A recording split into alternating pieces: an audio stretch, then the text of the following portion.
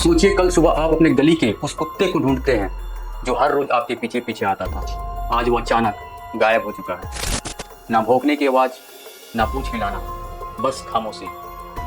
ये सिर्फ आपके मोहल्ले की बात नहीं, ये पूरे दिल्ली एनसीआर में हो रहा है। नमस्कार दोस्तों, मैं हूं राकेश और आप देख रहे हैं पीपल पावर ऑफ इंडिया, एक ऐसा प्लेटफॉर्म जहां सच, सिस्टम और जनता की आवाज को हम आपके सामने लाते हैं। आज हम बात करेंगे सुप्रीम कोर्ट के उस आदेश की जिसने लाखों बेजुबान जानवरों का भविष्य को सवालों में डाल दिया है। लेकिन ये कहानी सिर्फ कुत्तों का नहीं, ये कहानी है सच और हकीकत के टकराव की।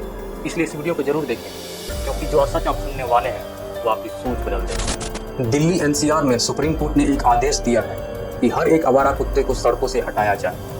सुनने में ये फैसला साफ और सख्त लगता है, लेकिन जैसे ही ये खबर सामने आई, सोशल मीडिया पर मानो तूफान आ गया। हजारों डॉग लवर्स, एनजीओ वॉलंटियर्स और आम लोग सड़कों पर उतर आए। जगह जगह पोस्टर लगे, dogs are family, they have the right to live.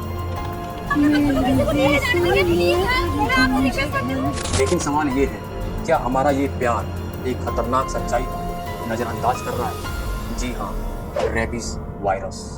पानी पिलाओ।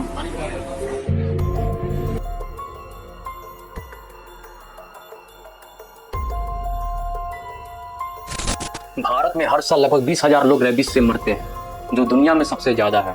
WHO के मुताबिक सिर्फ दिल्ली में ही 2022 में 5 लाख से ज्यादा डॉग बाइट के केस रिपोर्ट हुए हैं। और ये सिर्फ रिकॉर्डेड केस है, असल संख्या इससे कहीं अधिक है। सोचिए, एक तरफ हम कहते हैं कि हर जान की कीमत होती है, और दूसरी तरफ हर साल हजारों मासूम बच्चे और बुजुर्ग कुत्ते की काटने की वजह से अपनी जान गंवा रहे हैं। सुप्रीम कोर्ट का कहना है कि आवारा कुत्ते को शेल्टर में भेजकर स्टेरिलाइजेशन और वैक्सीनेशन के बाद ही छोड़ा जाए।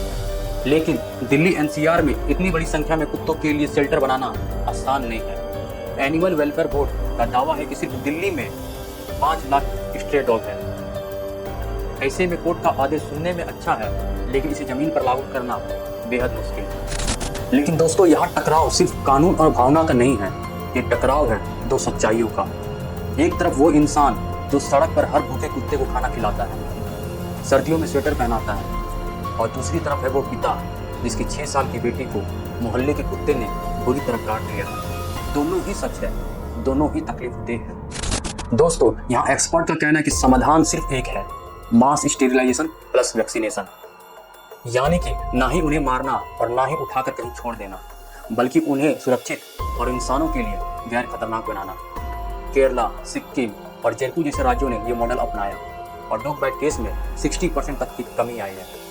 लेकिन सवाल ये है, क्या दिल्ली इस रास्ते पर चलेगी या ये टग ऑफ वॉर और लंबा खींचेगी? ये लड़ाई सिर्फ जानवरों या इंसानों का नहीं है, ये लड़ाई है उस शहर की जिसमें दोनों को एक साथ जीना है। सुप्रीम कोर्ट का आदेश इस दिशा में पहला बड़ा कदम है, लेकिन इसका भविष्य इस बात पर टिका है कि आप भावनाएं और हकीकत में सही संतुलन बना पाते हैं या नहीं। और हाँ, अगली बार आप जब किसी गली के कुत्ते को देखें तो याद रखें, वो सिर्फ एक जानवर नहीं, बल्कि इस शहर की कहानी का एक हिस्सा है।